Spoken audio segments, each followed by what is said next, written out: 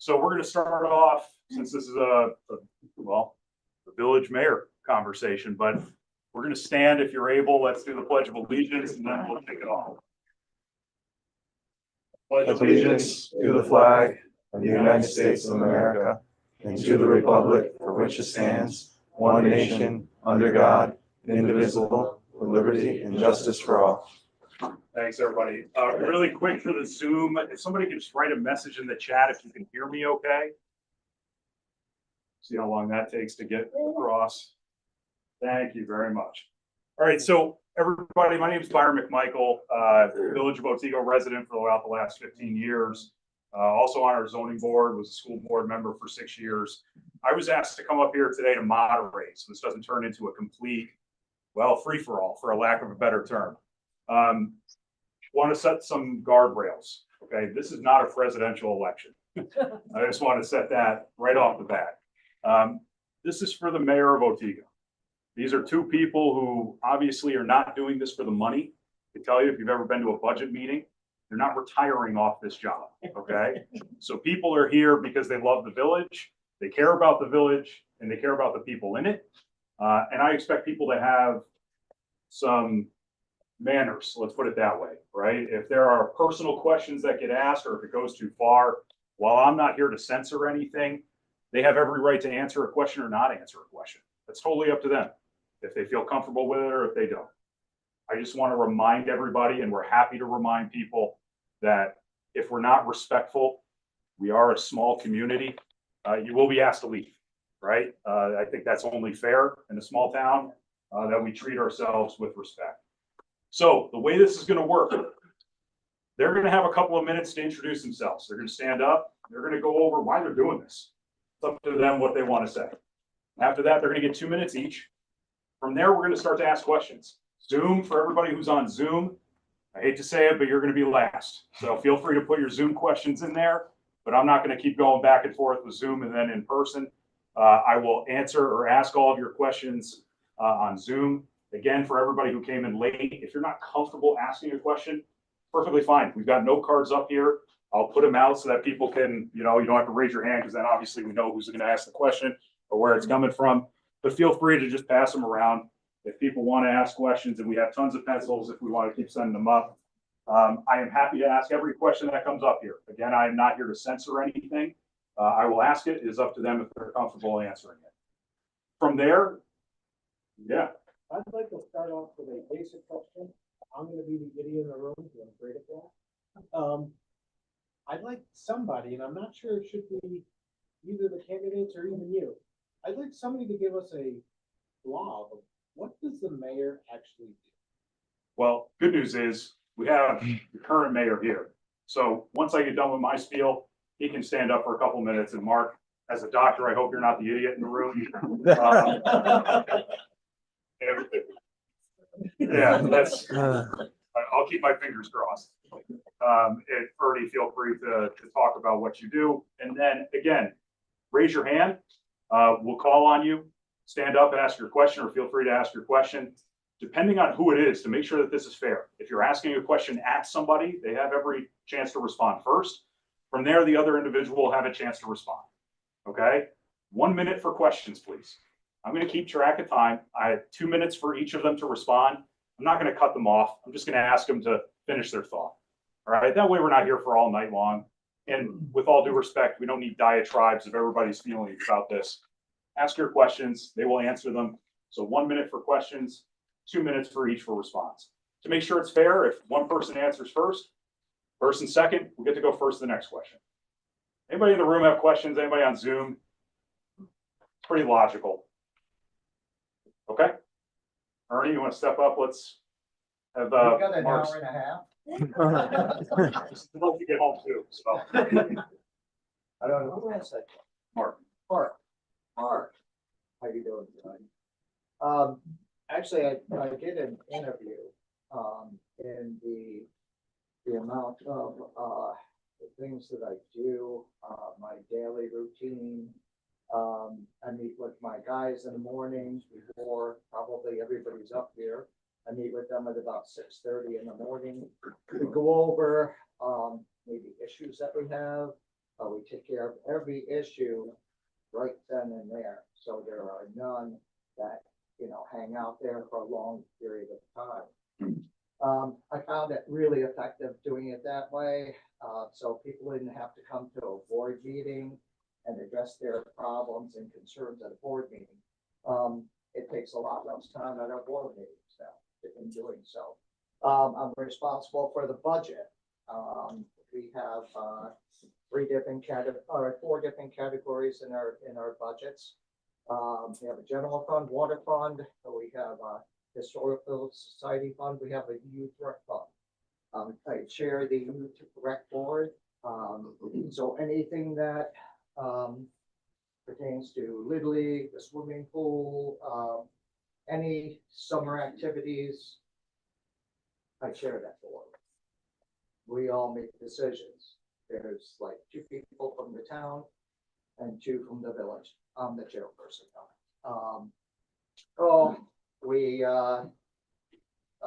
Actually, if we have a water main break, I'm there. Have a great relationship with the town. The town comes in, helps us out. It's just this is such a good community. There's so many things that I do. Negotiate contracts with Spectrum. The latest thing is I've been working with engineers on our $7 million water project. And that's pretty much ready to go. That'll go out to bid. I was hoping the end of this month. It looks like it might be the beginning of March. But that's going to upgrade our system. We got a new well going in right now. We'll be out of the floodplain because we've been not in compliance with Department of Health. We have to take our booster station, which is in the ground, bring it up out of the ground. We have a uncovered water main on the Ostawa, which we've been dealing with for years, and because of the Army Corps of Engineers, there's so many different things that we can't do, and once we get into a waterway, it's like 9 months to a year out. So if you have a lot of time, I don't want to take up a lot of this time. If you have any time at all, I have probably about an hour's worth of stuff that I can talk to you about. I have a follow-up question. Yes. Okay. How much of the stuff that you have to deal with, I mean, it sounds like a lot of it is physical things that had to be fixed. And, so how much stuff do you have to know about this actually even there to handle? I couldn't hear your last. Like, how much of this stuff do you have to know to handle these things without fixing? Sounds like a bunch of stuff I don't know. So like fixing water mains and putting up, telephone connections. Well, actually, the business I was in actually dealt with all of that anyway. So I'm a good fix for that. I'm a good fit for the community as far as that goes. Yeah. All right, good job, Ernie. Okay. Well done. Yeah.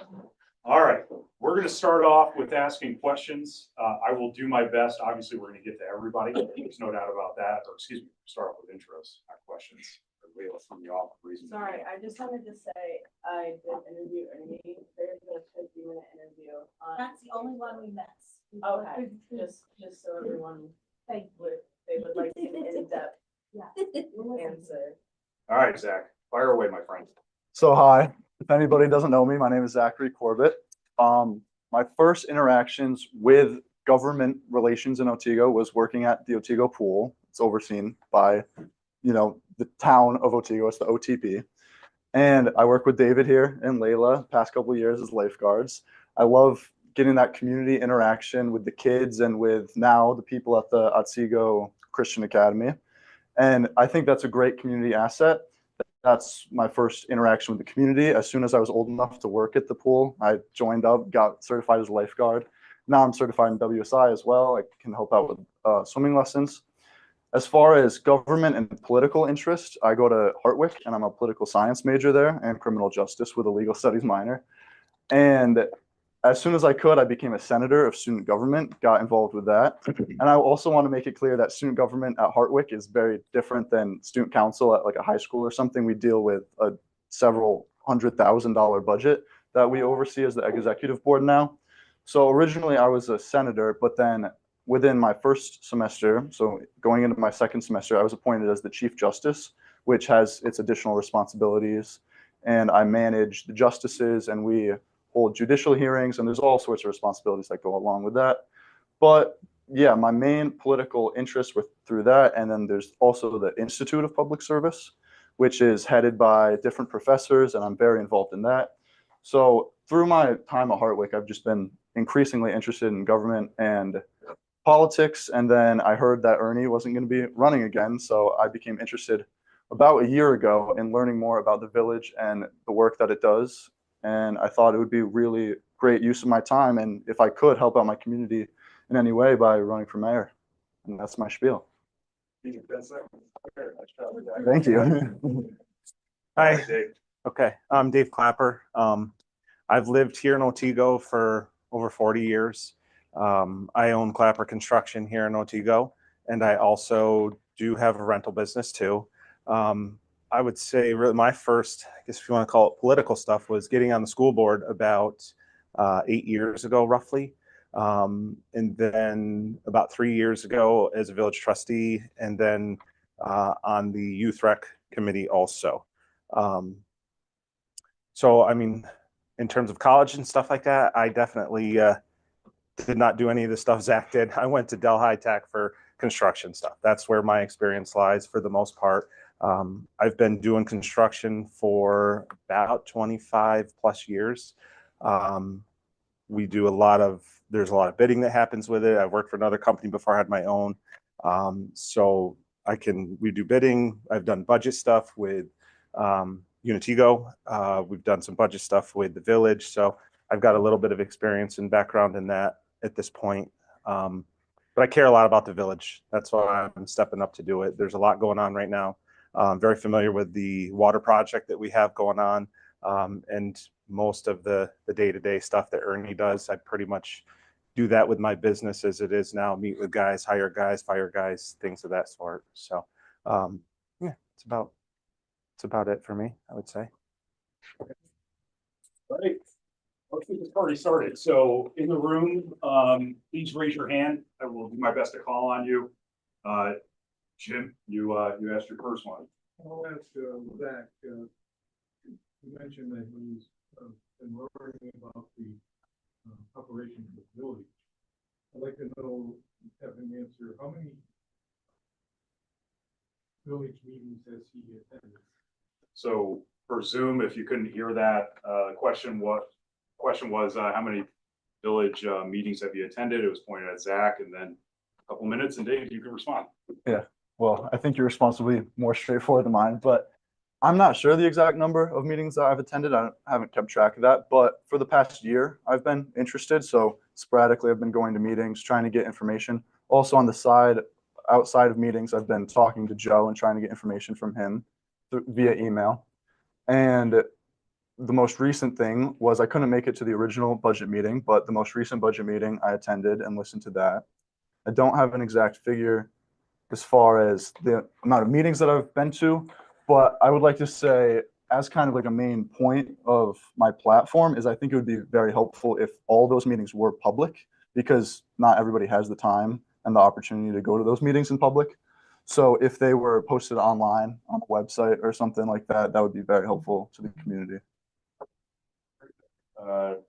Dave? Yeah, my answer is everyone, Yeah. because I'm on the board. So I go to every board meeting, every special board meeting, any meetings that has to do with the village. I'm at everyone. So Look, can I ask another question? Zach, Sure, Jim. how many budget meetings have we had so far this year? How many budget meetings have you had?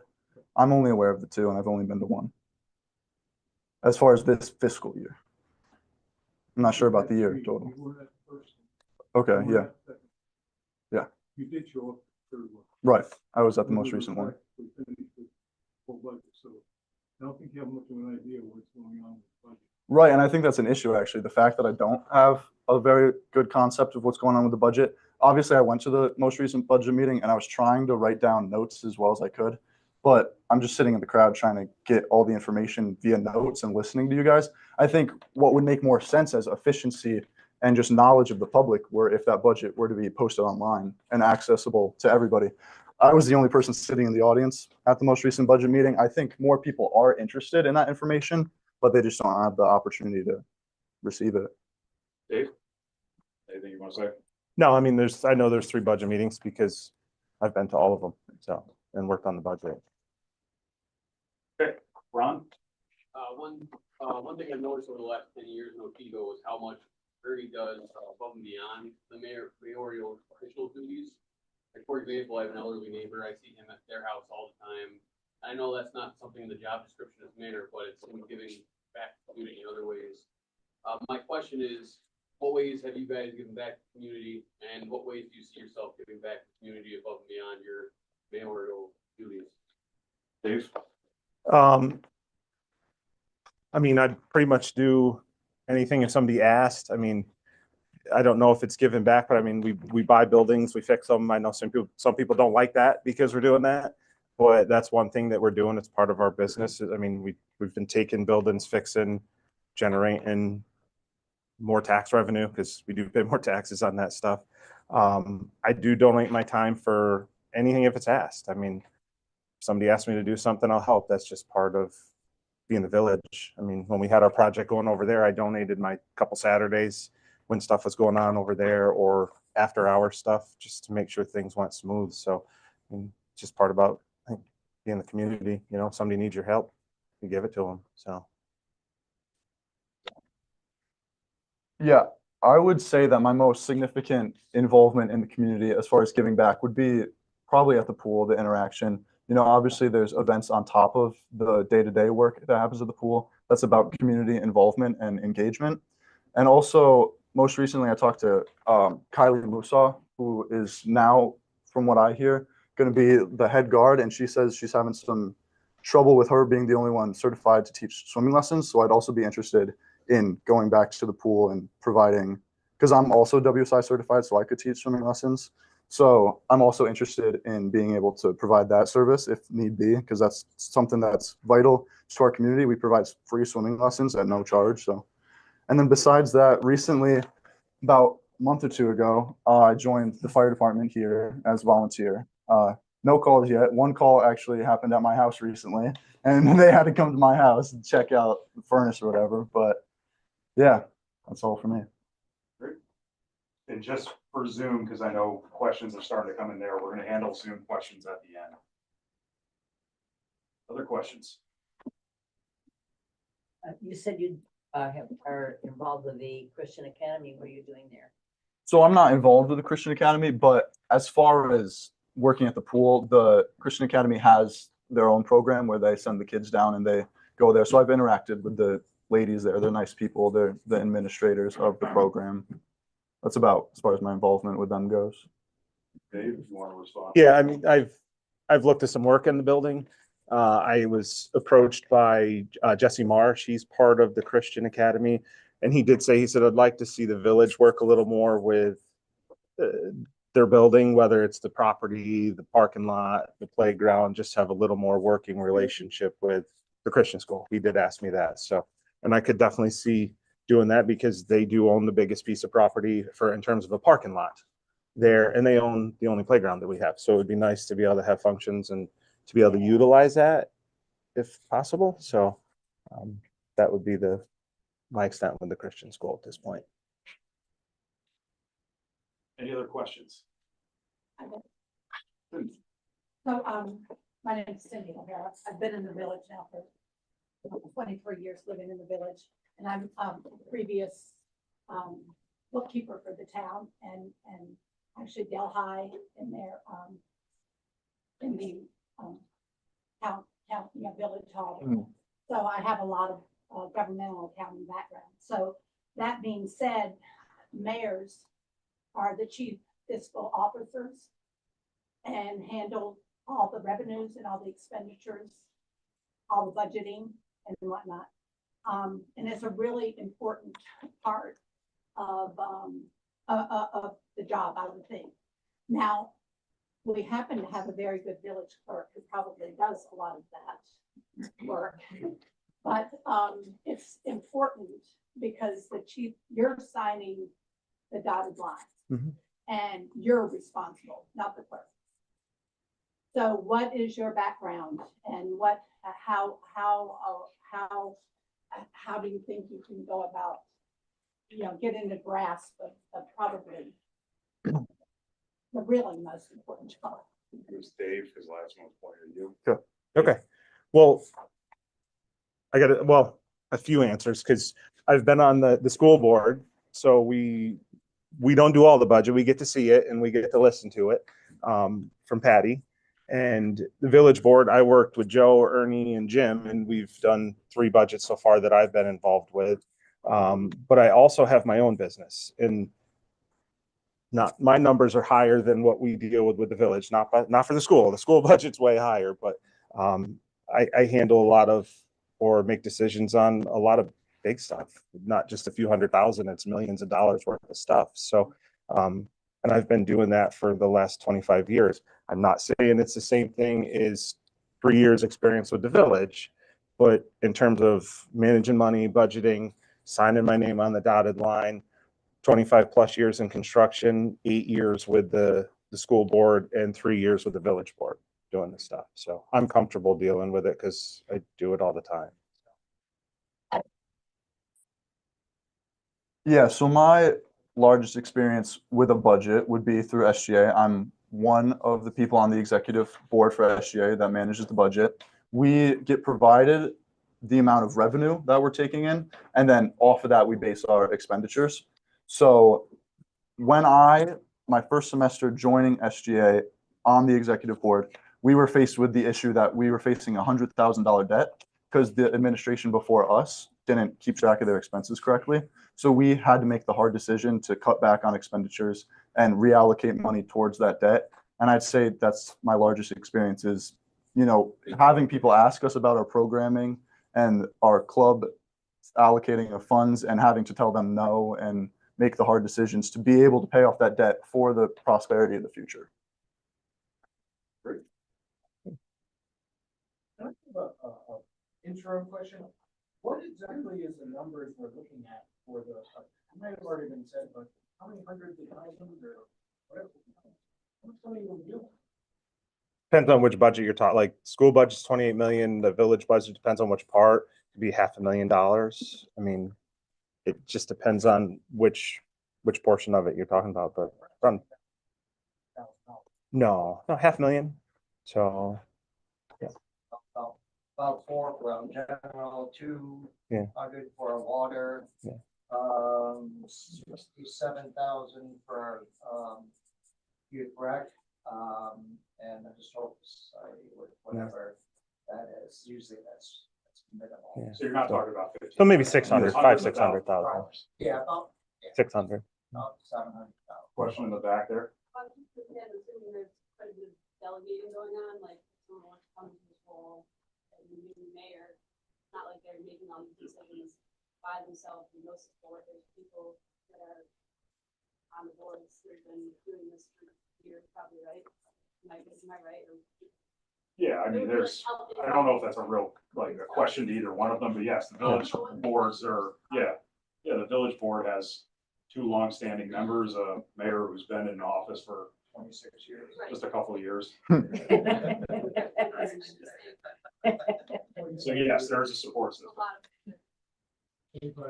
25 years for Tim, just a couple. Yeah. All right, any other questions? Yes, this is for both of you. Regardless of who becomes mayor, I would like to know if, it's a 2-year term.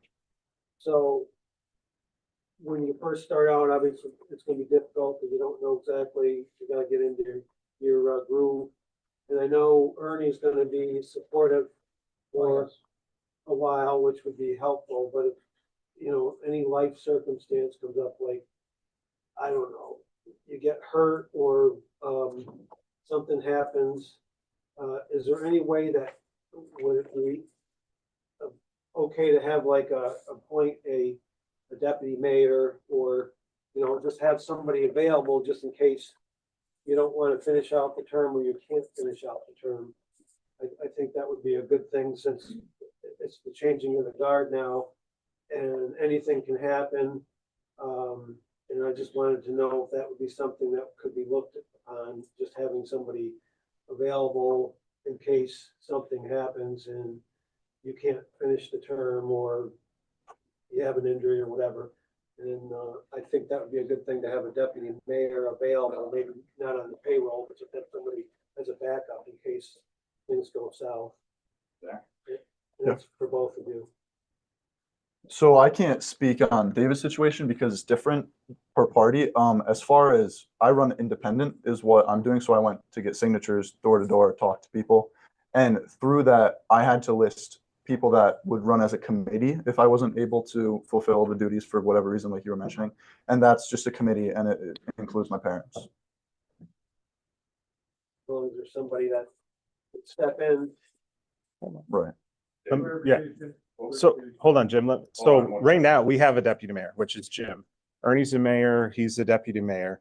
And like, if either one of us won, Jim would still probably be the deputy mayor. He's been there the longest at this point, but I never heard that mentioned before, that he was the deputy. he is. Yeah. So if something happens, yeah. Yeah. But Let your phone start ringing tomorrow. Good luck. if I were to win, I would still want him to be the deputy mayor. And I've picked somebody to fulfill my seat if I were to win, because I have to fulfill the trustee seat, which I can tell you, it's Ron Kleben that I've asked to fill my seat. If I were to win the deputy mayor seat, or the mayor position, and Jim would still be the deputy mayor. Good choice. Yeah, that's a good choice. Yeah. Next question. Clarification on the appointment. He has, as an independent, he has named people to replace him if he were to not be able to continue to run for the office. It has nothing to do with an appointment to the village board. Right. Okay. That's correct. Clarification. Next question. Barb. The new mayor, whoever may be, will be the head of the youth rec. Is there any programs or any changes that you'd like to make to the youth rec, or additions? Dave, it's with you. Well, I think we have a pretty good youth rec program at this point. We were able to save up enough money and come up with money because we are replacing the pumps, the chlorinating system at the pool. So hopefully we won't have all these breakdowns and people getting mad at us because we're closing early, as Zach and David and Layla will contest too. But I think we have a pretty good youth rec program. I mean, we have a lot of stuff for our youth to do. We just don't have a lot of youth that come out to do things. I mean, that's the biggest thing. If we could get them to come out and do the things that we already have in place, which is, you got Little League, we got Pee Wee football, we got the pool, we got all the summer stuff. So I think I mean, our biggest problem with youth rec, or the program potentially, if we're talking about stuff, would be the pool, the lack of having the certain things that needed to be fixed that kept being closed down. But I think we have a good program. We just got to get the youth out there to take advantage of what we have already. I know there's grant monies. I know there's things, because Zach has mentioned that, but I mean, we come up with the 80,000 to finish the pool stuff. I don't think we need a brand new pool at this point in time. I mean, we might be able to use some money to do stuff, but you know, we would have to work with the town because they own all the land. You know, we're the village, so it's still working in conjunction with the town like we have been. And I do sit on the youth rec committee or the board, so I've worked with you and Royce and Ernie and stuff. So yeah, I don't think we have any big faults in youth rec. I really don't. So Zach? Yeah, I completely agree. As far as the pool, I would say that's our number one asset as far as youth recreational activities. I know there's also growing interest in a playground. Right now, the Otego Christian Academy has the playground, and I'd love to develop a further relationship with that to ensure that our youth have complete access to that playground, if at all possible. Through grants, like you mentioned, we could also achieve additional recreational activities for the youth. I know there's been a little talk about the cost of grants to the public, but there's a lot of different kinds of grants. They're not all at cost to the public. Sure, there's work to make sure that you follow all the you know, you have to comply with all the regulations that they have on the grants. But there's unrestricted grants as well. There's a lot of different funding that you can get. So I would definitely look into that as far as building on top of what we already have. I agree that we don't have a lot of issues, but it would be amazing to just add to it as well. Thanks, Zach. Next question. Rose. Yes, so I have two, but I'll just do one at a time. I want to know from both of them, and then I have a specific question just for David. I want to know what consequences they feel someone should have if they destroy village property, whether it be garbage or destroying our new sidewalks, or, you know, allowing their animals to, you know, go to the bathroom on the new sidewalks. I want to know what you guys feel that should be a consequence for that. And as far as David goes. Well, hold on, let's do one at a time. Now get right back. Okay. All right. So Zach, you're up. So I've talked to Joe and had him send me information as far as the codes. There are codes in place already as far as, you know, damage of property and dog waste and such things. An issue that we face as far as the dog waste is obviously proving who, you know, allowed their dog to do that. And I think there is a proof factor that is lacking in terms of code enforcement. We do have a code enforcement officer of the village though, and, you know, it's his responsibility, but I think we could certainly improve in that aspect, that the code enforcer can only do so much on his own as just a person. I think we could invest in things that help us make sure everybody's complying with the code. Dude. Yeah, the dog poop issue is something that is a big thing. We know that all we can do is try to catch them. We similar to what Zach said, we've talked to people. The only way we can do anything about it is we have to actually video them, prove that it's them, see that their dog pooped on the ground, and it's a fine. You have to reach out to the dog warden, and it's a $250 fine if we can prove they did it. So it's a difficult thing because no one really knows whose dog is pooping, and you can just say it's hearsay. So I don't know how we're really going to handle it. All we can do is try and get people to be involved, whether it's a Ring camera or somebody on their phone just sitting there video and dog poop. And to answer the question of the sidewalk, I know what you're talking about. It's a sidewalk in front of the Redemption Center, and that will be fixed when Mike Perry does all the concrete work out front. I've already talked to people about it. When Larry's dump truck was backing in there to dump fill in there, it cracked the new sidewalk. So it's already in place. It was supposed to be done this fall, but Mike Perry had postponed the project to do the concrete work out in front of the Redemption Center until this spring. So until he can get there. Think that they would have been fined? Do you think that they would have been brought to court? No. And then you're continuously, daily, driving all of your heavy equipment, big trucks, I mean, and also this day, almost everyone has videos, surveillance outside their homes to prove. So as far as the dog food goes, I mean, that's minor compared to other things. Sure. I just feel with our brand new sidewalks that were, you know, tried to put in place for many years and cost a lot of money and a lot of hard work. Sure. And then it's been almost a year because it was last spring when those sidewalks were cracked. And I just don't think that if it was anybody else, they would have been brought to court, they would have been fined. I mean, and then since then, daily, there's been, hold on, I gotta look at. Rose, is this your question to Dave now? Yeah. Okay, just want to make sure. Quarter-ton trucks, excavators, large roll-off dumpsters that are literally going right, and not just the part that's cracked, the other parts of the sidewalk that could also potentially be become ruined. I just want to know what gives you the authority to do this. Anybody else, it would not be okay, and it is not okay. Dave? Just because you have a construction business doesn't mean you can go and destroy property. Well, during construction, things do happen. And as long as they're fixed, I don't see a problem with it. It's not that it's not going to get fixed. If the Tolsons had a sidewalk to get broke in front of their house because they had some concrete work done, sure, we would talk to them and try to make sure that if the concrete company broke it, that they were going to fix it or replace it. Somebody has to. But it takes time to do it. I'm not asking for anybody else to go pay for that sidewalk. But in order to make progress, some things happen. And if something is broken, we'll fix it. And yes, we've driven across sidewalks, but we're not the only one. Casella drives across sidewalks to get into people's driveways to be able to pick up dumpsters. That sort of stuff has to happen. Or if you're doing an addition on your house, if you have to get across the sidewalk or through a driveway, yes, if things break, you have to fix them. But I don't think it's a punishable with taking somebody to court unless they absolutely refuse to fix something. I haven't refused to fix anything. It will get fixed. And if you don't believe me, you can talk to the fellow that stepped in the back of the room. He knows, we talked about it. It's Larry Stevens sitting there, and he knows that Mike is going to be pouring concrete for us, and we're going to fix it. I can have Mike contest to it, So you that it's can going to get fixed.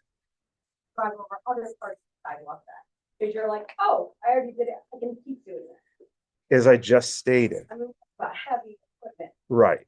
Yes, an excavator or a dump truck or something of that sort, or dump trailers that are parked out in front of the bookstore. Yes. So should we throw them across the sidewalk into the road? I mean, we're trying to minimize as much as we possibly can, but again, to make progress, That's fair. I think we're getting beyond the mayor stuff, Rose. Yeah. Thought you got about 10 seconds, Yeah. Dave. Okay. I can go on to my next. Well, I think Zach gets a chance to.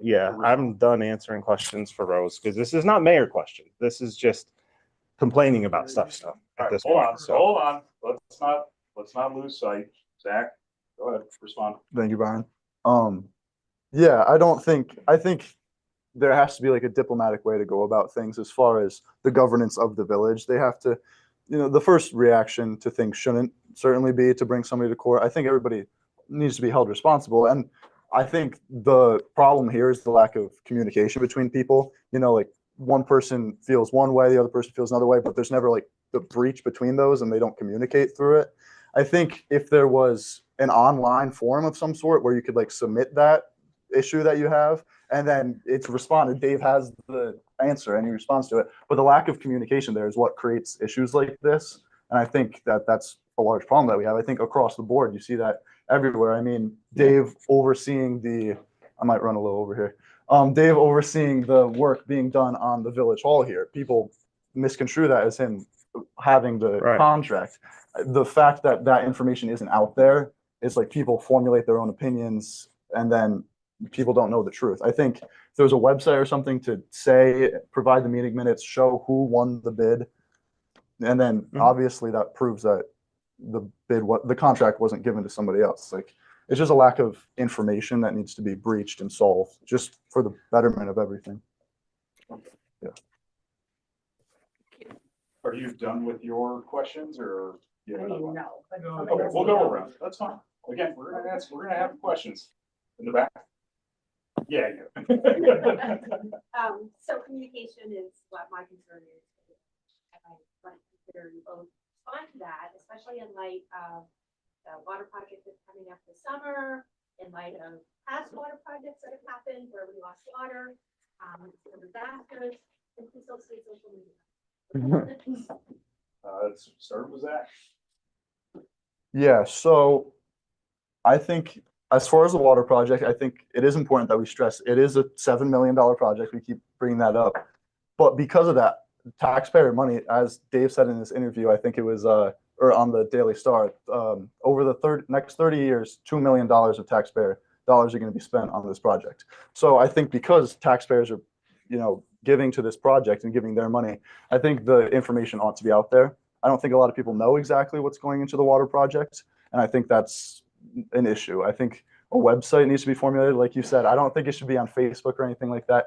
I think a website, which wouldn't be at too much cost or any cost to the village, could be formulated. I would do the work myself to put all the information on there. I think the information is necessary because people are paying for this work to be done. I think the work is great. I think it's necessary as far as the water project. We don't need to be losing unnecessary amounts of water through leaks and all of that. I think modernizing the system is great, but the information needs to be out there, certainly. Dave? Yes. I know we do post on the front of the village hall. I know our clerk does try to get stuff posted in the Daily Star, which again, sometimes they do, sometimes they don't for us. I know you say no social media. I know a lot of people use Facebook. We had a mayor that didn't care for Facebook too much. So I know. So that was something I had thought about. We have to get it out there, whether it's social media, try to post. I mean, our meetings are posted when we're having stuff in the village. We have a meeting once a month. It's second Monday every month. It's at 6:00.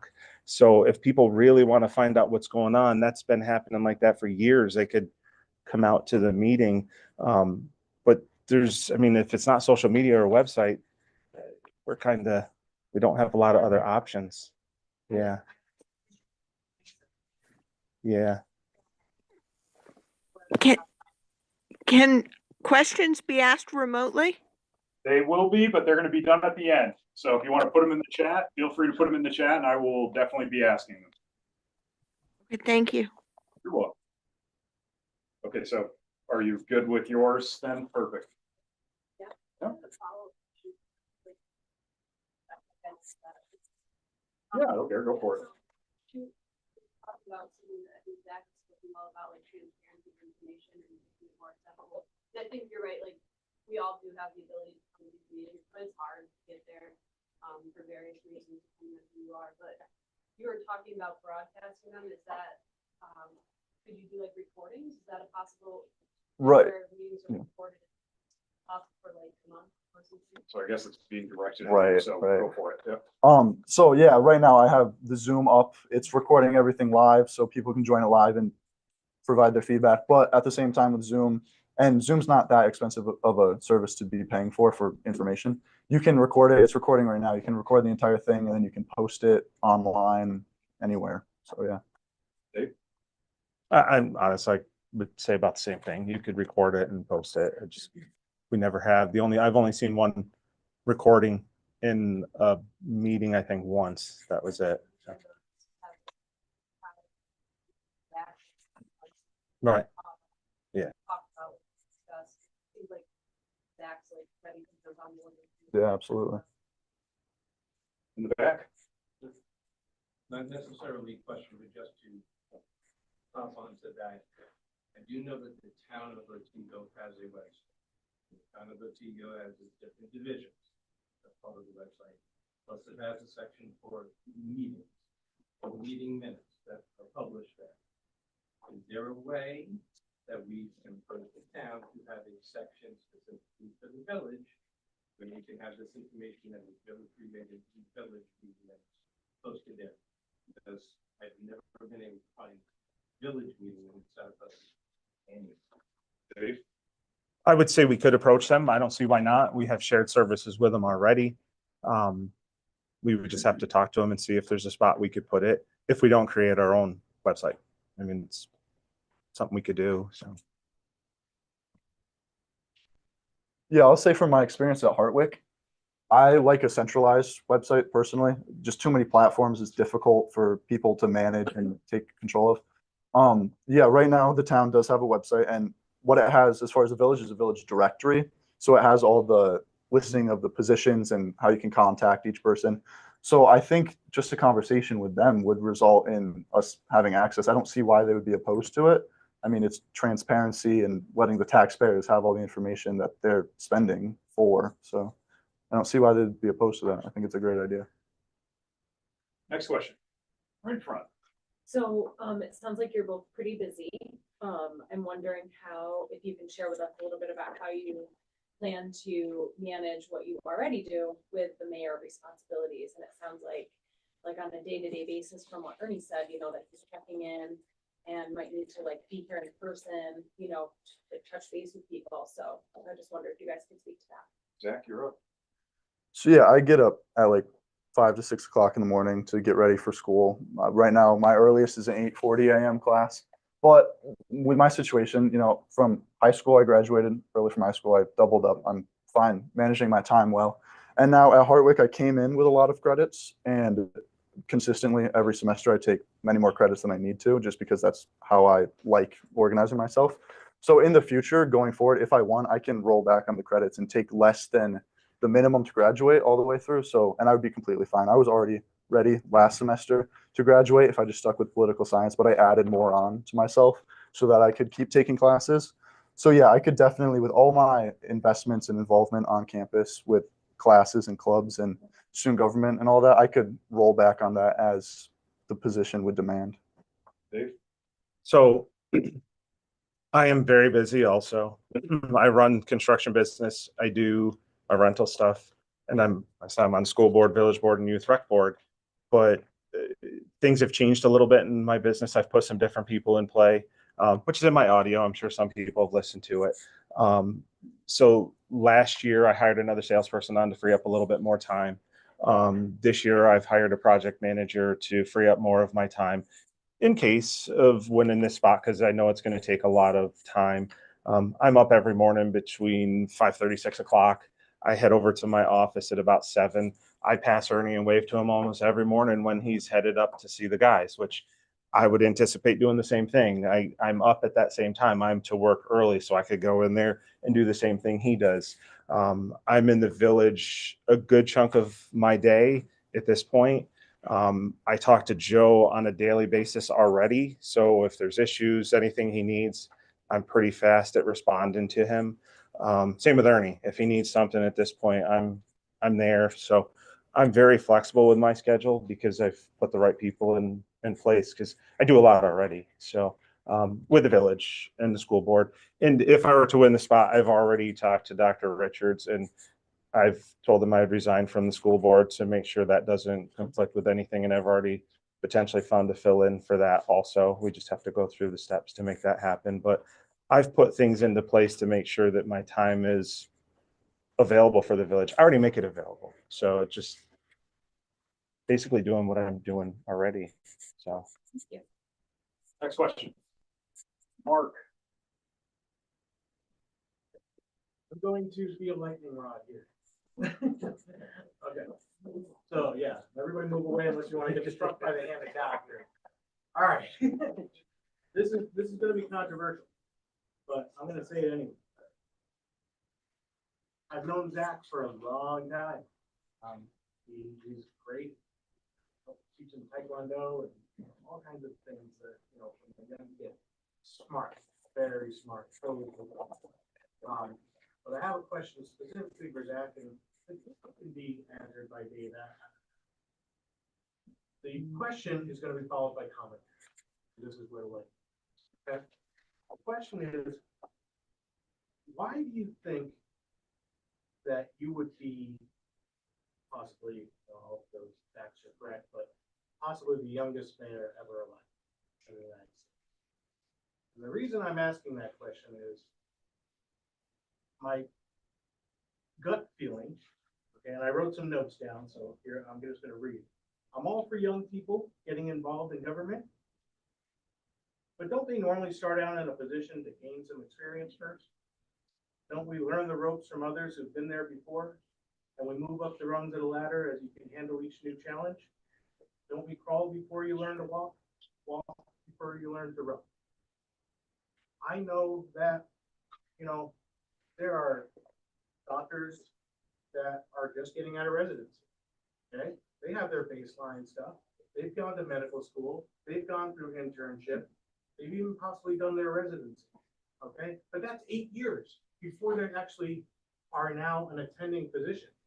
And I'll tell you, 25 years ago, when that happened to me, I didn't want to even open my own practice because it's like, holy crap, I'm just learning the medicine. Running the office would be insane. So then I did another 20 years of actually learning the medicine and then opened my office. Why do you think that you're in the middle of your learning experience at college? Do you think you can just take the job as on the top of man? Zach, fire away. Well, I'd like to say, while I respect the position of mayor, comparing it to that of a doctor, a medical doctor, is a little just different in terms of education. Then I will. Right. But the position itself is about $6,000 for the salary, and I think that's somewhat reflective, not entirely reflective, but somewhat reflective of the position.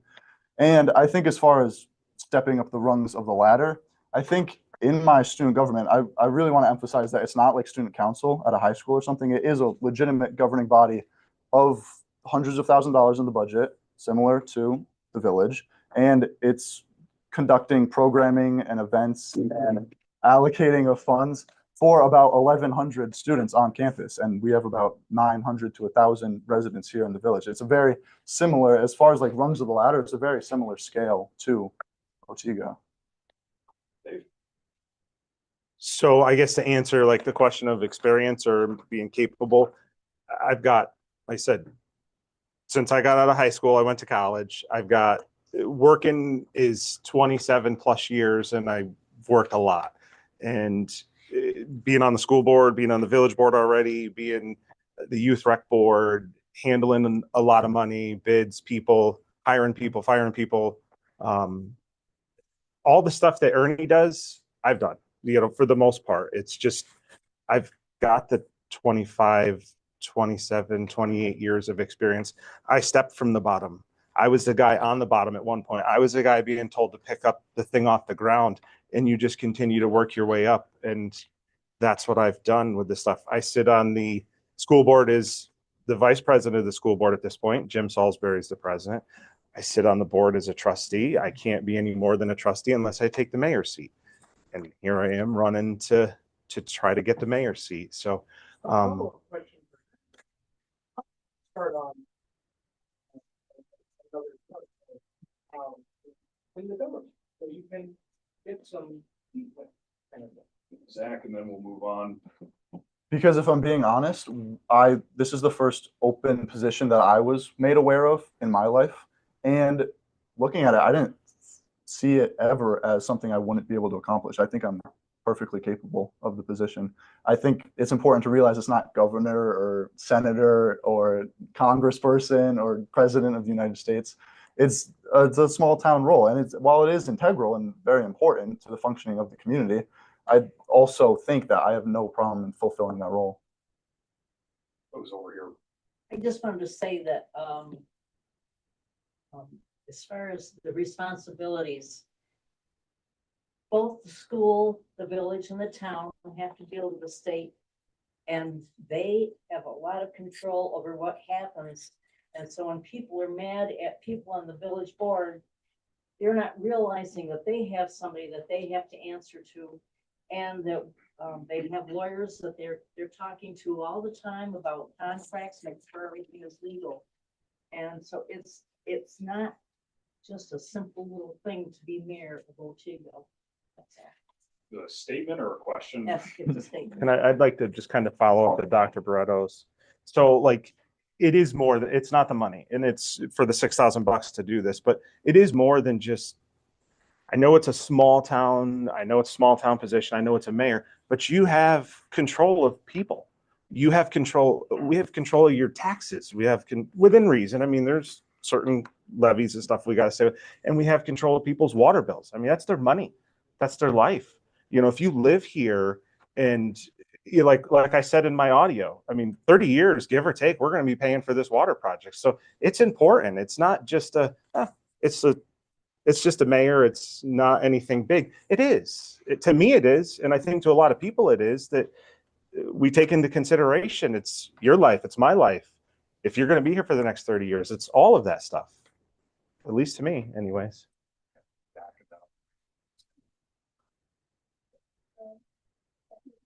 All right, go ahead. Fire away. That's fine. So he says it's important and it's passionate, but per David's reporting, this might be commentary, I don't know if it's a question, but other people have done this.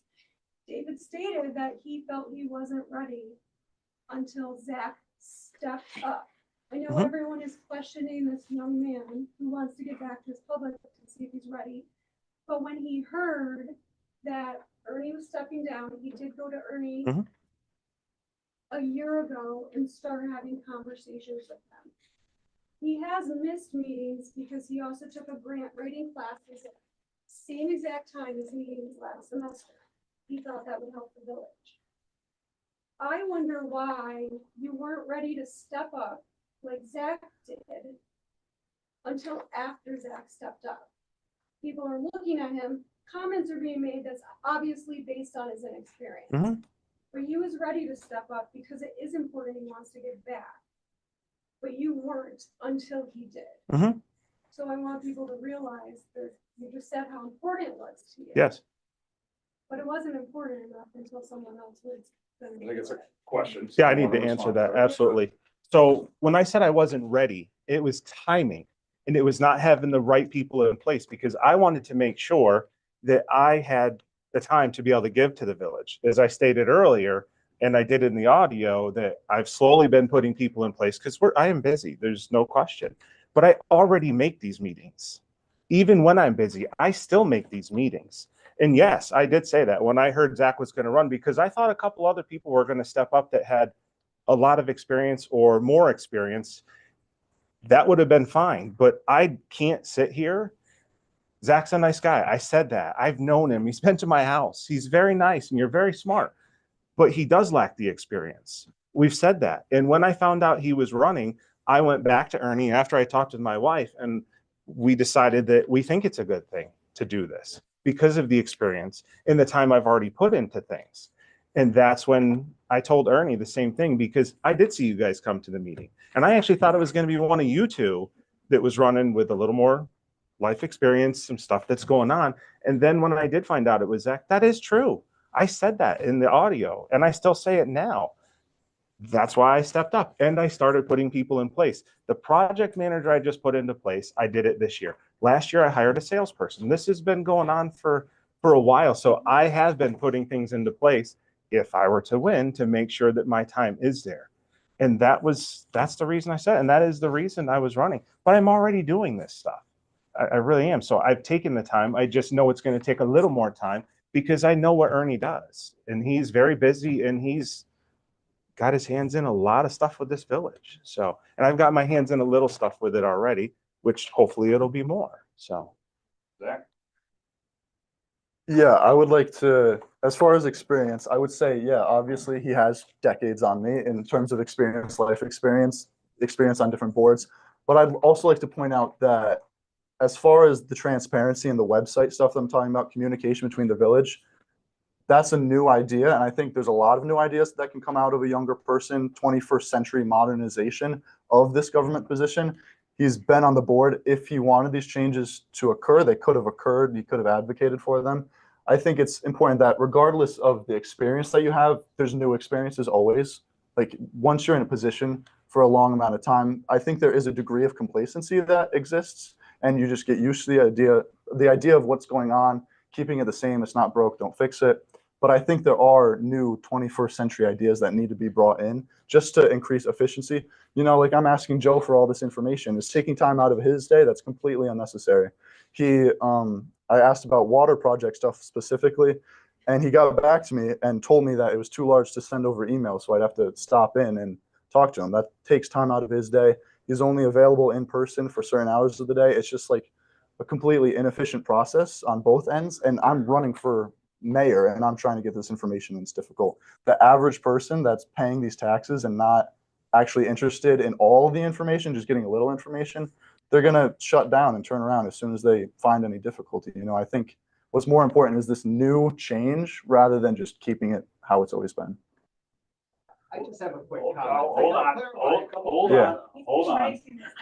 I know, but a lot of people have that. I do this to you all the time, Joe. The back, and then we'll get to you. I promise. Why do you want to be mayor? And an add-on for Zach, off of Mark's comment, I didn't realize if you were voted in, you would be the youngest mayor. Is that a part of the reason why you're running? I guess that is to you. Maybe the youngest mayor in New York State, and I think that's great. There's two mayors who are 18. There was one in 2004 and there was one elected 2 years ago. The New York State, I just want to say both candidates are really good people. Thanks. Thank you. Zach, you're up. Yeah, I haven't looked into the research of that headline. That headline doesn't really matter to me, honestly, as far as being the youngest anything. I've heard people say that just because it's like, it is a headline, but I have no interest in actually being the youngest mayor. I'm just interested in being the mayor because I want to give back to my community. You know, I've interacted with the lifeguards, with the kids, with the Otego Christian Academy. I've interacted with Don Christian, who's, you know, done the water and the pumps there. I've interacted with Ernie. I've interacted with all these people, and I just think it's a great community, and I just want to give back, honestly. That's all I have. Dave, do you want to respond to that? Or? Yeah, I mean, I'm similar. I mean, I've been doing stuff already. I think I can continue doing stuff very well, just like Ernie's done. I'm familiar with what's going on. So, and as I said in my audio, I care. I care about the village. I'm very vested in the village. I've lived here for a long time. So I think I could do a good job just like Ernie is. So Questions? Joe's supposed to be next.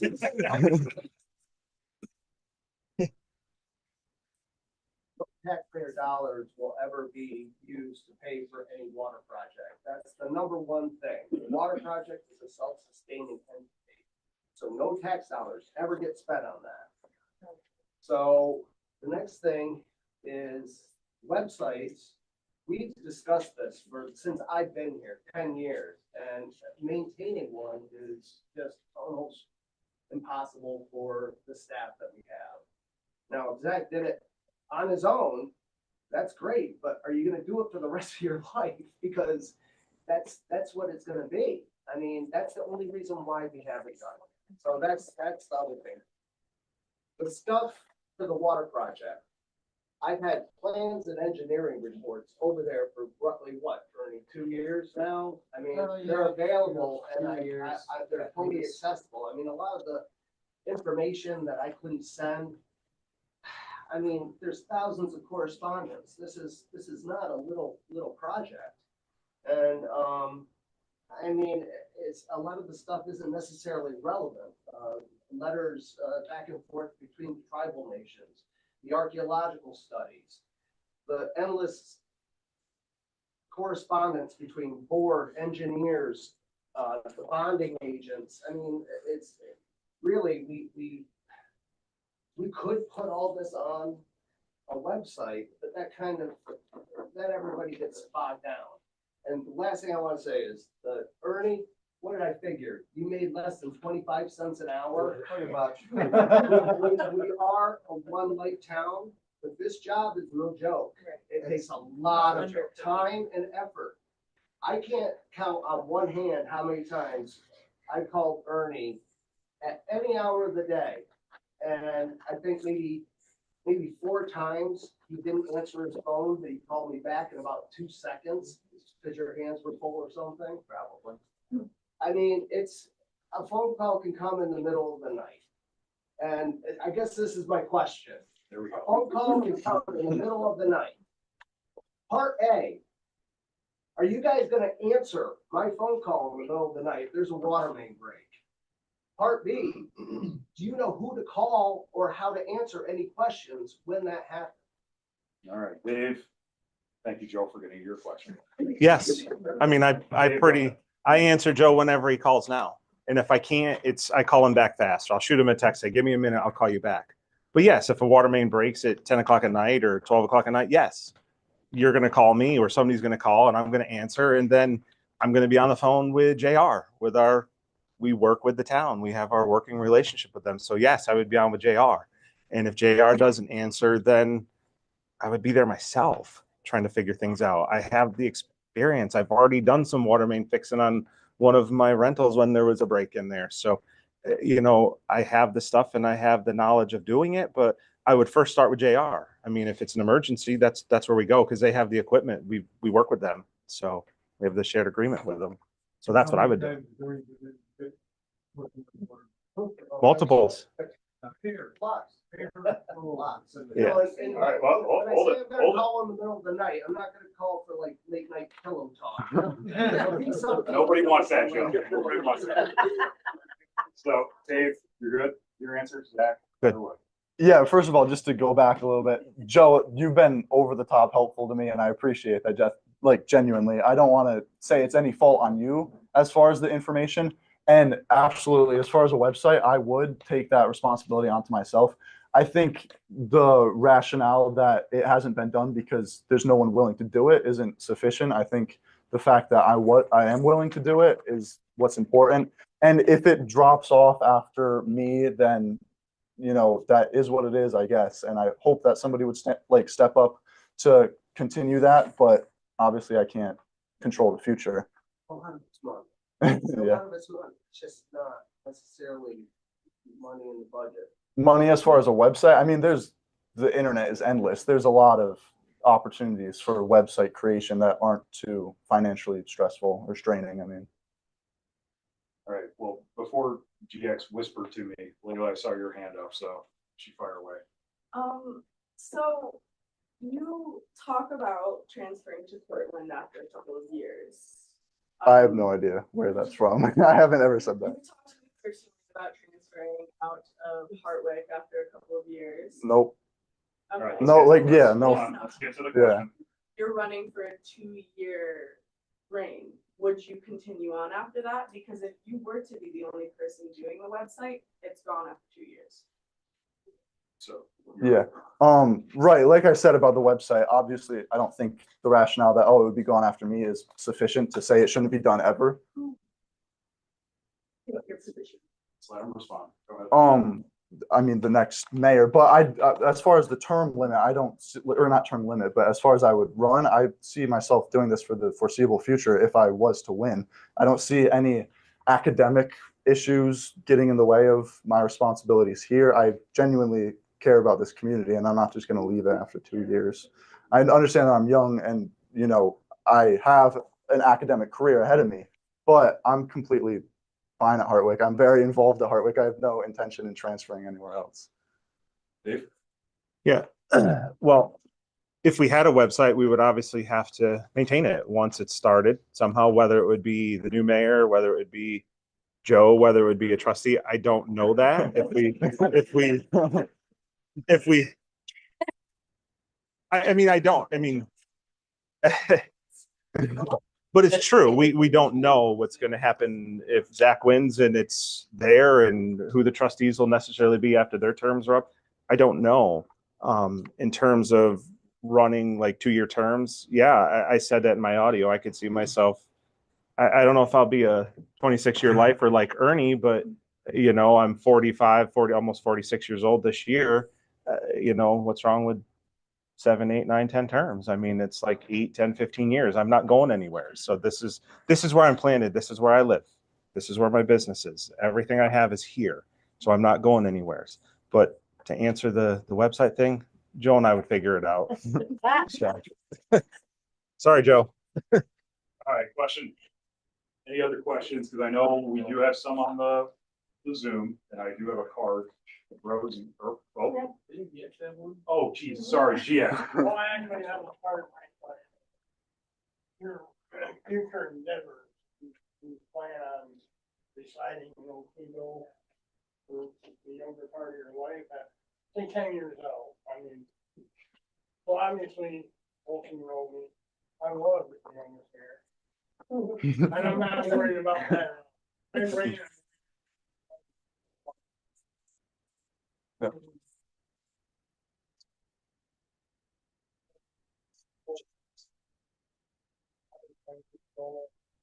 was in office for 12 years. And I said, well, I got married. I was gonna say mayor. That's what I I guess my question is, you know, Mayor, honestly, I think you're a great figure, a hell of a lot smarter than all of them. Thank you. But here, yes, what I'm trying to say is, how long do you feel you're gonna, I mean, I had 5 years life experience. I was 22 when I ran. I was in the fire department for 5 years. And I worked construction so I had some stuff behind me when I ran that, you know, you have your brains, obviously, but I worry about some of the other stuff, and I don't know why. But I also worry about your commitment to the Otego area and as you grow older. All right, Zach, that was directed. Right. Yeah, I'm definitely, I would say I'm only increasingly becoming invested in the Otego community. I did a month ago, like I mentioned, join the fire department, and I'm yet to go on a call, but I'm very excited. And once it gets warmer out, to learn about the drills, do drills outside, learn about all that. As far as I know in my own head, I'm here for the foreseeable future. And I have interests at Hardwick, and then after that, I'm not exactly sure what I'm going to do. But right now, Otego is what I care about and what I have interests in. Dave, do you want to respond to that? Or? Yeah, I mean, I've been saying it. I mean, I'm pretty vested here. I've lived here for 40 years. I'm sure I will be here for the rest of my life unless something life-changing happens. I get sick or I have to go somewheres. But I mean, everything I have is here within the village or the town. So, I mean, I'm not going anywheres. And this is where I live. This is home. So. Hi, my name is Ann Moreno. I'm on the Otego Auxiliary. A lot of other people here in this room. First of all, I just want to say thank you to anyone who's willing to be a public servant, especially in a small town. I think it is more difficult to be a public servant than it is the president, because what the mayor does affects everyone's life here. It affects our homes, it affects our relationship with our neighbors. If my neighbor's dog is barking and people are home, or if they poop on my yard, it affects my taxes, it affects how the school district is. So I have learned that small town politics is the most important politics there are. So thank you for being willing to taking it on. It is very difficult. It is important to all of us because we're obviously all here. The thing I would like to say, I think communication is really important. And I went the exact same direction you did with the auxiliary. And I was like, oh, we need to have a Facebook page, or we need to be able to have text change, but so much of our area, and I bet you people in this room who don't have smartphones, who don't regularly get on the internet. So that's a great idea, but you're gonna have to vote either on the mayor newsletter, which I diligently read every 6 months. I know pretty much I can pick up because there is no one will maintain it. People don't know how to get on Facebook, and these are the people who have served our community for 50 years. I mean, we've seen that in our community. They don't have that. So I just want you to comment, to think about that communication for our entire community, which is heavily older and not tech older. Thanks, Ann. No question out of that, right? You can address how you would sit with. I didn't hear a question, so I figured. In relation to, can you just tell us how many people are on right now? We have a whopping 33. So there are minus some 2. people that are capable and interested. I just want that. 33. I like that. Well, now down to 32. Yeah, scared. Jim, before it. I don't know the younger man, the first impressions. Kudos. Thank you. But you didn't really answer Joe's question earlier. Dave answered it, and I get late night, you're gonna be available. What happens when an emergency comes up and you're in class for the next 3 years? Go for it. Right. So, like I said before, classes can be dialed back as far as that. And Ernie has talked about, I know his job with Rich Harlem, being able to be flexible like that. I have great relationships with my professors. I can be equally flexible. He works in Oneonta, I'm pretty sure, right. And that's where Hartwick is, Oneonta. It's a 15. I know. Yeah. Saying, are you able to answer that phone? Oh yeah, absolutely. Yeah. All my professors, it's a small college. I have great relationships with everybody in the political science department. There's not anything that would take precedent over that responsibility as mayor. Dave, you want to respond to that? Or? I mean, I answered it already, I think. Right, Jim? That was good? Oh, you're available. Yeah. Time you spend working and running, probably more than what we spent at school. Like, so we're kind of like saying like, oh, are you going to be available during class? You can't answer your phone. I'm sure you're just as busy, if not more busy. We're looking at it as like a negative that you can class. Well, I would say I'm probably more flexible. No, because I just got done saying like people I've put in place. I'm my own boss. I don't have to answer to a professor or somebody in college. So if Joe calls me. Yeah, it's not high school, it's college. Well, you asked the question. I'm saying if I'm available. So right. I'm available. Joe calls me, I answer. Ernie calls me, I answer. I'm here most of the time within the village. And if I'm not, I'll let Joe know that I'm gone, or I've let Ernie know that I'm going to be gone for a few hours because I've had to leave, but I'm very flexible.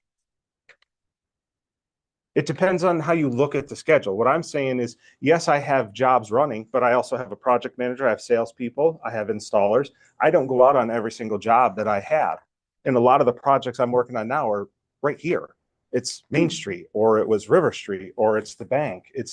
I'm right around the village hall. So if Joe calls me or Ernie calls me, yeah, I'm available. If I see a call from Joe or the village hall number, I answer it. If I can't, I'll text Joe and say, give me 2 minutes. I got to get off a call or I'm talking to somebody. So I don't have to, like I said, I don't have to answer to anybody in terms of, can I grab a call, or if I can run somewhere really fast. If Joe calls me and I have to run to the village hall, yeah, that's what I do.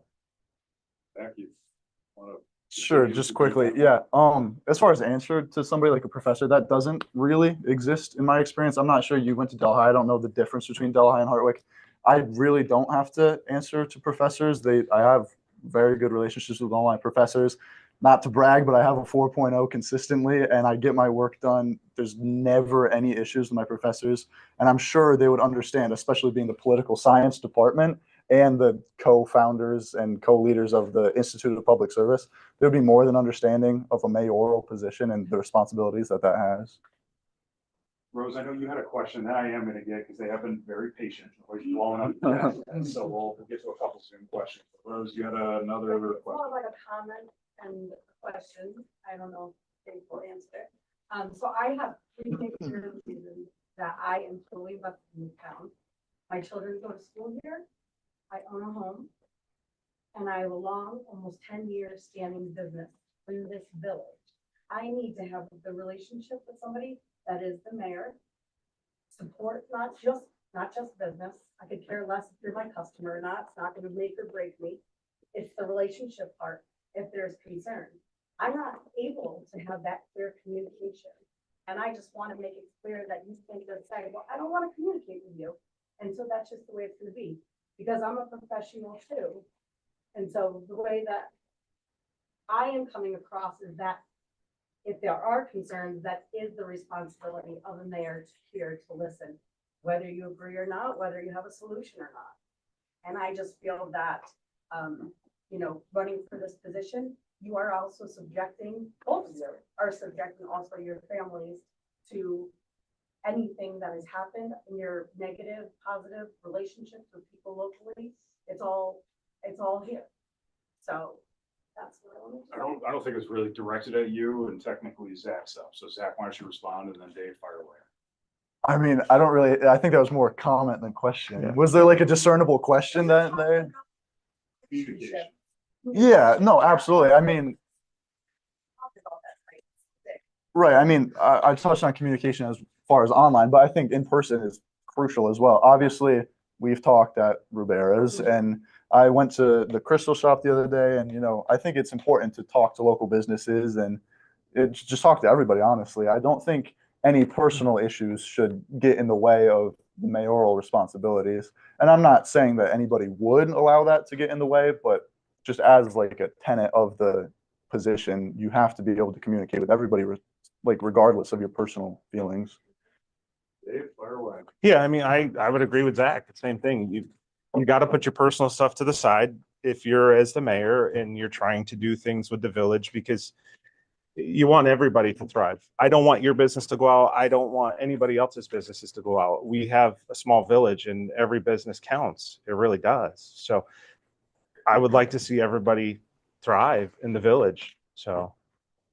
All right, I'm going to get to the questions in the chat from online. So questions for the candidates, and Dave, you're up first here. What are your top 3 priorities for Otego, and how do you plan to achieve them? What are your plans to attract new businesses and jobs to Otego? Dave, fire away. Well, the top 3 things, I would say my first is to continue on with the newest water project. I want to make sure it goes smooth. I want to make sure that we keep things in budget or under budget.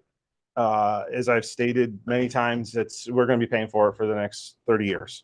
So that's number 1. The second thing I had mentioned, and when I did my interview online, it was I would like to see Chamber of Commerce type setup for business owners, where all business owners could get together and figure out what we can do to help make the village more attractive. I mean, we have a decent village already, but I would like to see more of a group of people making decisions for whether it's more activities for youth or just the village itself.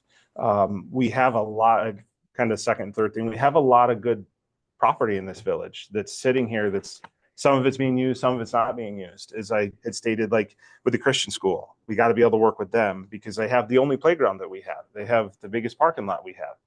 And we got to be able to work with the town and the Legion also. I think that's really important stuff. We used to have fireman carnivals, 30 some years ago before you were born, Zach. We used to have some fun things like that happened in the village down on the Legion's land. But I would like to see some more of that stuff kind of pop alive because, like I said, we have a good school, we have a good village, we have good people here, we have nice houses, we have decent businesses here, and we want to keep that welcoming feeling to everybody, whether it's to buy a house, live here, raise your kids, or to start a business.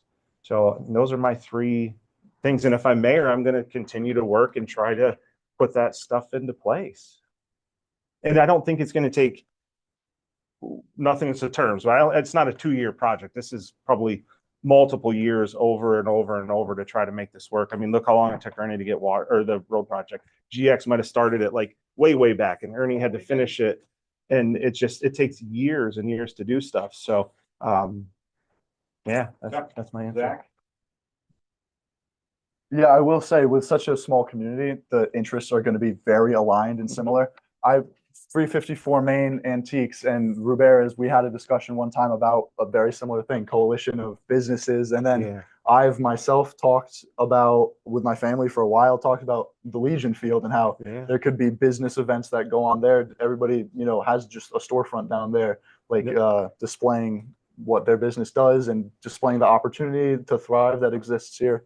I think that's an important thing that we could capitalize on is that Legion Field. The relationships are crucial. Being able to display the opportunity that exists to attract more opportunity or attract more businesses is a great asset that we have.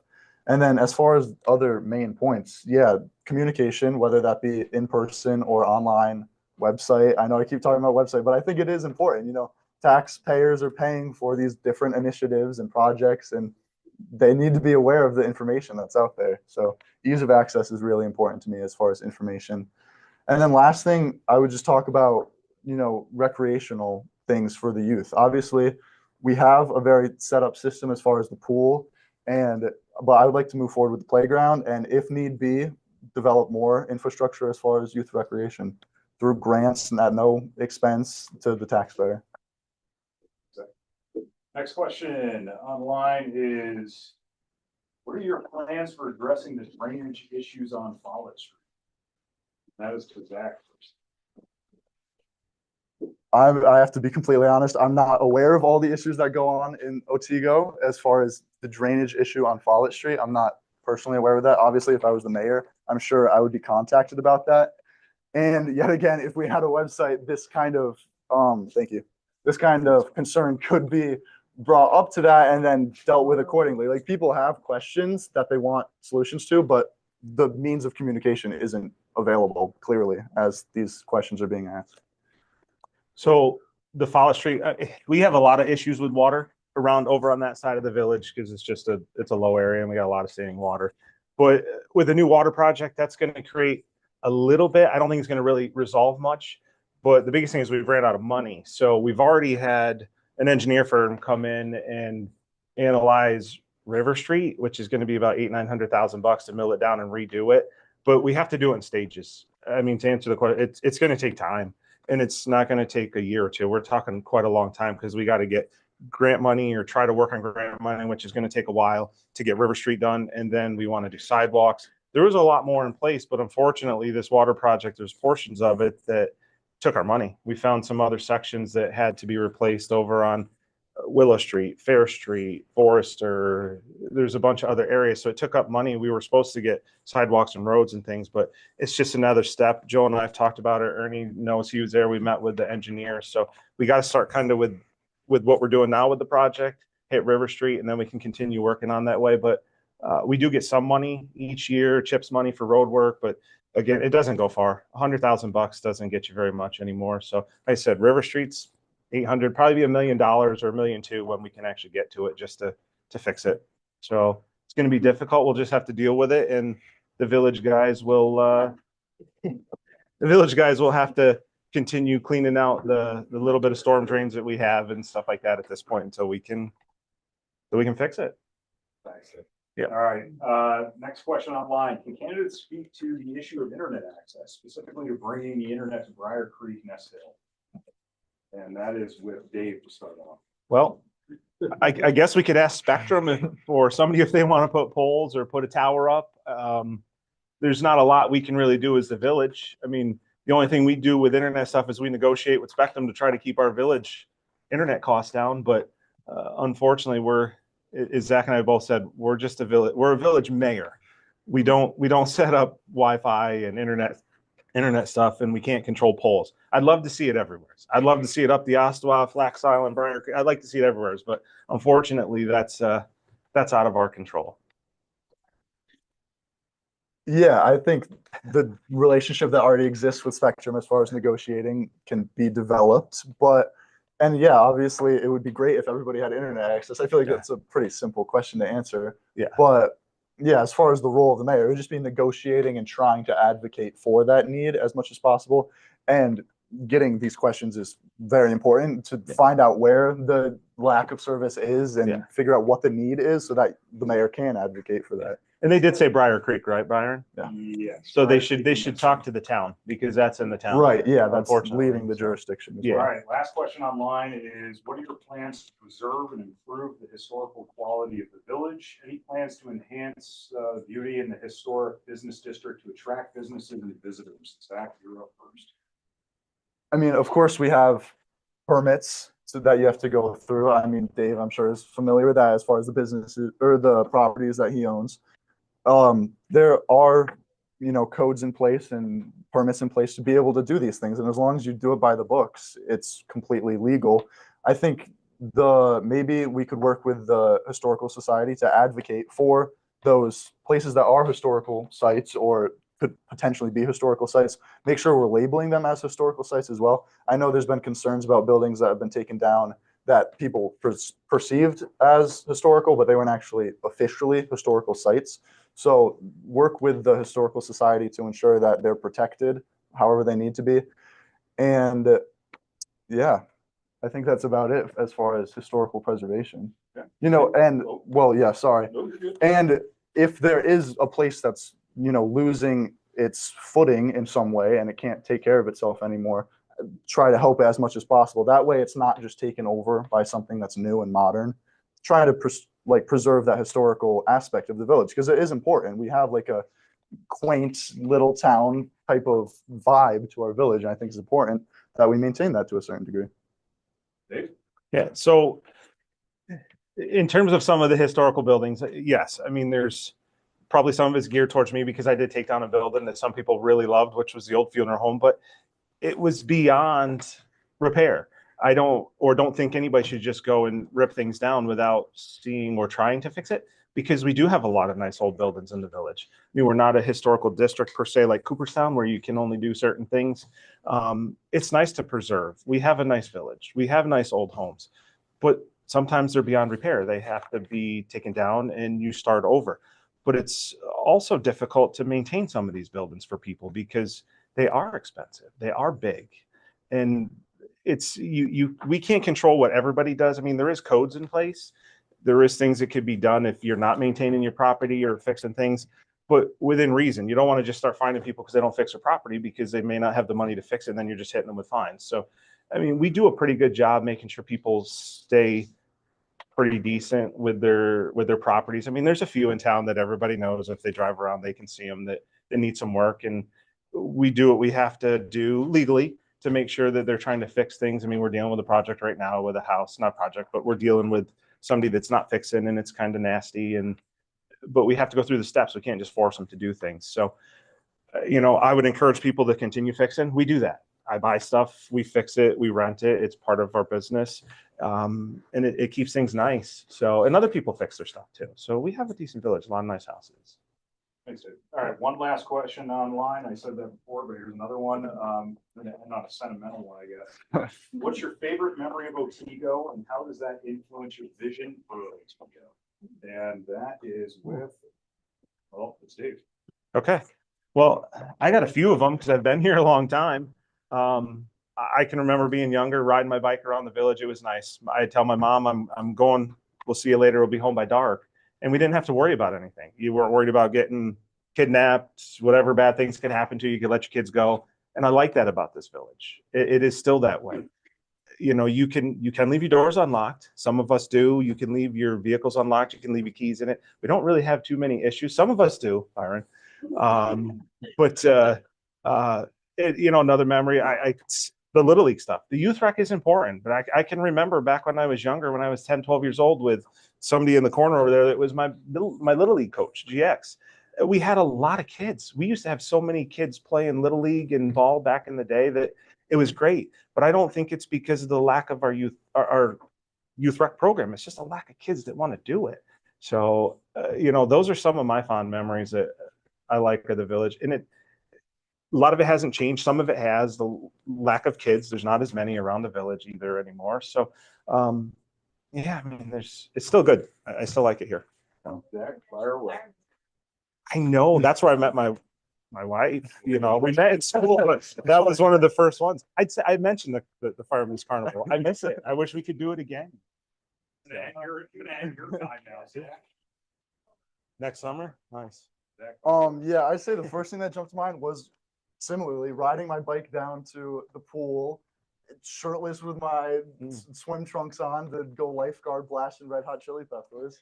And yeah, I mean, that was the first thing that came to mind.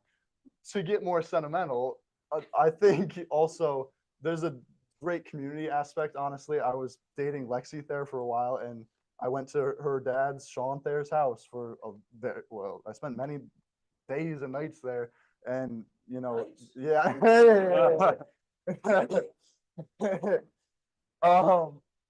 And it's just a great community to get a part of. You know, I grew up just with my parents and not too exposed to the community at large. And that was kind of my first exposure to the community at large. And I really enjoyed that experience. And since Sean Thayer has passed away, and that's something that I really appreciate. That, and at a celebration of life, there were people there. Joe was there. There were a lot of people there. And it was just great to see that community aspect of such an important thing in my life personally. All right, I just want to say, we've been at this for about an hour and a half, so there's no more questions online. I'll ask people to be conscious of, there's been a lot of questions asked. So if you want to continue to ask questions, please raise your hand. Yep. I just had one. I get this call all the time. I'm asking both. I'll ask you for a sec. He's up first anyway. Okay, I get this all the time. Do we put fluoride in our water? I hope this is a yes, no. No, as far as I'm aware. No, we don't. 3 seconds, well done. Swish and spit. Mark,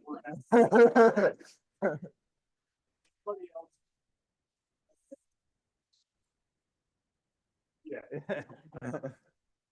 You said go for it. So this is basically directed at that, but I guess David could answer it too. Both Ernie and GX did interviews for those who listened to them. David did as well. But both Ernie and GX stated how they had limited knowledge. There's a lot of questions coming up tonight about knowledge of being a mayor. And both of them stated clearly in their statements that they really had limited knowledge running, or I don't remember if either you were opposed or not. If there's anyone. What do you guys think about that? Because this is a different environment than what they went through. If you're being asked questions about knowledge that for the past 45 years of a mayor in Otego, they didn't even have this knowledge. So I think Dave's up, so, and that's pretty generic. I mean, So think about the fact that you're expected to know a lot more than people have served 26 years when they started. Yeah. Well, I think like the technology part's different. You know, like Zach keeps saying, you know, we want a website or we want to do social media stuff. But like, I guess to the nuts and bolts of being the mayor, like the day to day in and out, the run-in of having the experience with working with our employees, or the road portion of it, or the vehicle portion of it, or those certain aspects, I think has never really changed because there was that kind of issue when GX was there. There was things that he had to do, things that Ernie did. And like Ernie had a background in construction and knowledge of that stuff because he was building houses around the village. And GX had 5 years of construction stuff too in the village. So, you know, that portion of it, I don't think has changed. Yes, the technology portion has changed. You know, whether we have a website or don't, you know, it's something that should be looked at. We've talked about the stuff with Joe, some of us guys that are a little younger that are more technological, but I'm looking like some of us don't like that sort of thing. And I do. I mean, I use it. My business has a website. We use, I don't even know all this stuff, TikTok, I think, or Twitter and Facebook and Instagram. We do all that sort of stuff. But I have an employee that does it. You know, that's what she does because it takes a lot of time. So yeah, I mean, I don't know if I answered the question, but that's, you know, the nuts and bolts, the base portion of it, I don't think really has changed, except for technology's kind of evolved a little bit where Zach, we haven't as much. You're up, Zach. So yeah, as far as knowledge going into the role, I think it's easily seen that GX, Ernie, Dave all have construction knowledge, but I don't think that's intrinsically the role of the mayor to have construction knowledge. Obviously, I don't have construction knowledge. I'm in a different realm as far as that. But I think what's more important for the mayor role specifically is the ability to manage relationships and connections and utilize people that are experts in various fields, grant writing, construction, infrastructure, all that, manage those people and get them together to work on a project rather than just being an expert in one thing in particular. I think that knowledge, it can be useful in the situations, like you said, Ernie's down in the pit doing the work himself. But I think what's crucial is the ability to utilize other experts and manage a whole group of people, yeah. I'm done. I want to one quick, hold on. Really quick. But what I'm saying, when I said that with the construction knowledge, that usually brings along when you're tied in with construction, other things like that, you have your go-to people. I have the architect. The engineer that came down here is because of me, and I put him in touch with Ernie. You know, it's stuff like you use your connections. It's same with like negotiating the spectrum bill. I'm friends with the guy that is a president of Reinhardt at this point. I mean, that's, yeah.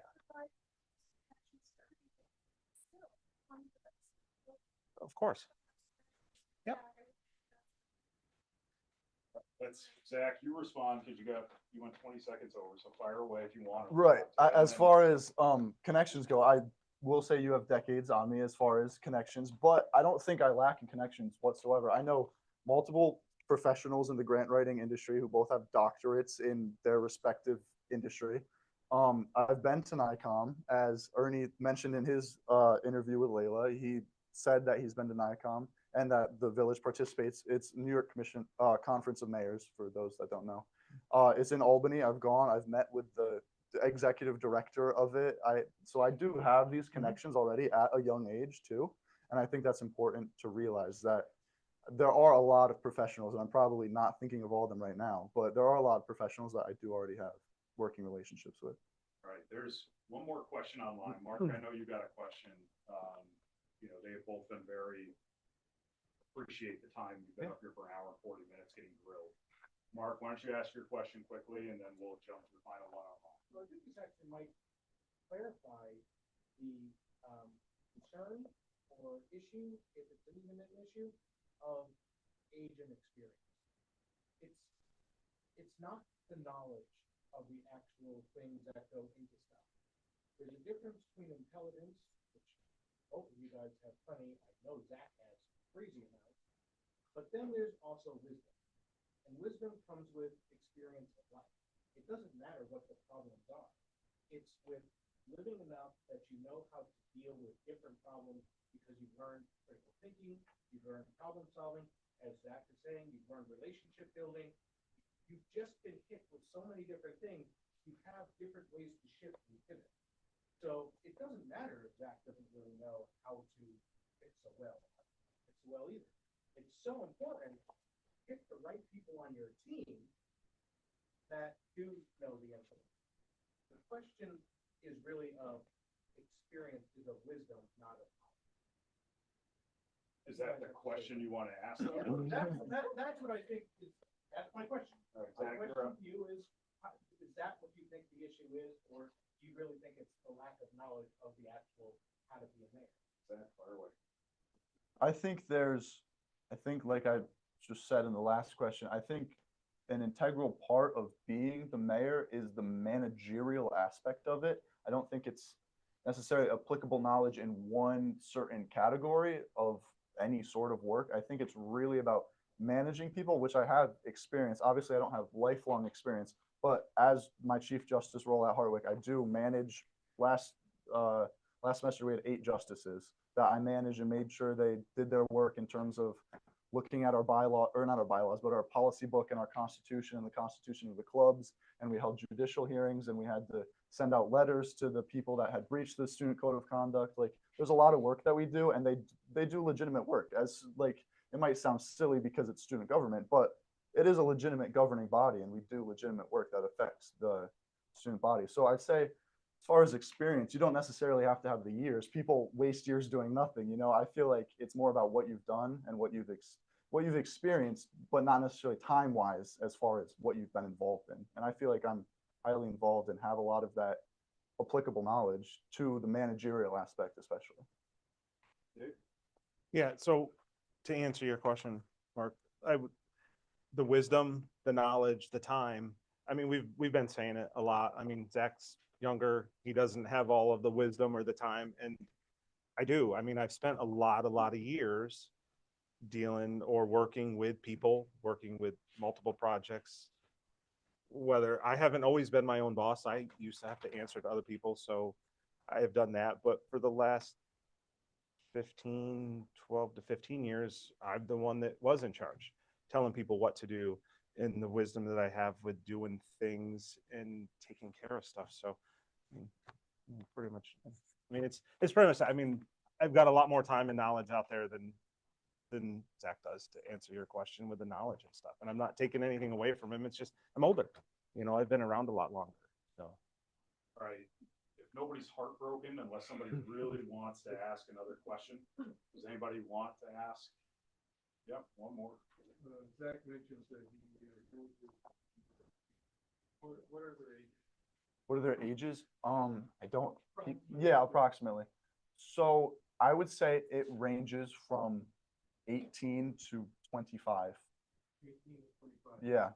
You're going to be managing people much older than that. Correct. And I don't think that's necessarily any different, or why should it be different? I think the managerial aspect, people that work here care about this community. They're going to work with me. It's not necessarily like a boss subordinate relationship, nor should it be. It should be cooperation. And clearly the people, I mean, I don't want to call anybody specific, but like Josh Shumway, like, he cares about this community. He works for the community. He's on the fire department. Like, I don't think it's necessarily like I have to be the boss of these people and I have to be old enough to assert myself over them. I think it's more of a relationship that needs to be dealt with delicately, and it is an important relationship. But I think it's more of a cooperative effort than a, boss. So I don't think age would affect that at all. So I would say I've worked with people as young as, well, and 18 up to, I think my oldest was 66 or 68 that I was in charge of.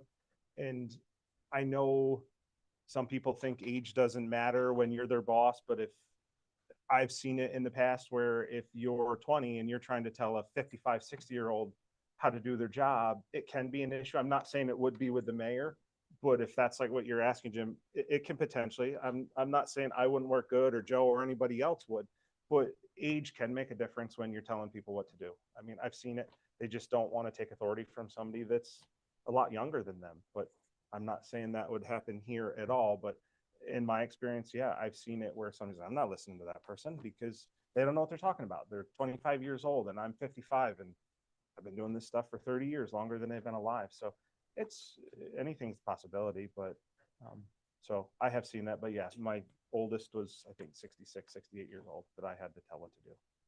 All right, final question here, which is online, and then we'll wrap up closing statements here, I guess, which is Dave. You're up first anyway. Dave stated he is a landlord will you be able to be professional and considerate of other landlords in the Otego area and put your personal interests aside? How will communication with landlords be? Well, I don't want to discourage anybody. I would love to see every one of you guys out here buy a few houses or buildings or something like that and create business or rentals. I think it's great that we're expanding our village and trying to get people into it. So this was actually asked on Facebook, I think, before. I wouldn't treat it any different. I want to see expansion. I want to see growth in our village. I want to see things happen. So I would not knock another landlord. I would want them to be able to rent or fix their building and follow stuff though. Follow the code. We have a code enforcer. Make sure that you're doing things like you're supposed to be doing with the permits and stuff of that sort.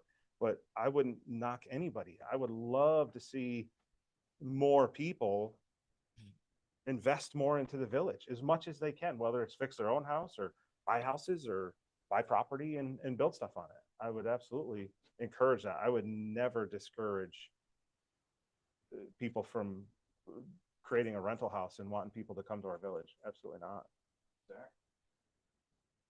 Yeah, as far as relationships with landlords and other property owners, I think personal connection is important as far as, you know, knowing their particular interests and their particular concerns. I think I know I keep cycling back to a website, but I think online presence is important as far as people have a lot of concerns and they can't voice them. Not everybody who lives in Otego is in this room right now, you know. I think there are a lot of concerns that people have that need to be expressed, and I would be willing to answer all those concerns, honestly. I think the online presence is paramount to everything else. I think personal presence as well, but the connection needs to be there in some way. And if it's not there in person, then it needs to be developed some other way. And then sure, it develops in person as well. And I would be more than happy to meet with anybody, call anybody, talk to anybody. I talked to a landlord the other day to hear some of her concerns. It's just, you've got to have the communication there, and that's really what's most important. All right, well, listen, I want to personally thank all of you. You kept it very civil, so I appreciate that. It's pretty easy tonight, so thank you. But I also want to thank these two. They spent the last hour and 45 minutes of their lives. They don't have to do this again. Nobody is retiring off this job. If anything, I think what we can all take away from this is the people who care, right? So I want to thank you two. Appreciate you coming out. I want to thank everybody tonight for coming out. Obviously, if you have questions that they weren't able or you weren't able to ask, actually, I say that. I was about to say, I'm like, I looked at this and it was like everywhere. But obviously, reach out to them. Feel free to ask. But appreciate everybody coming out tonight. So thanks for doing it. Thank you.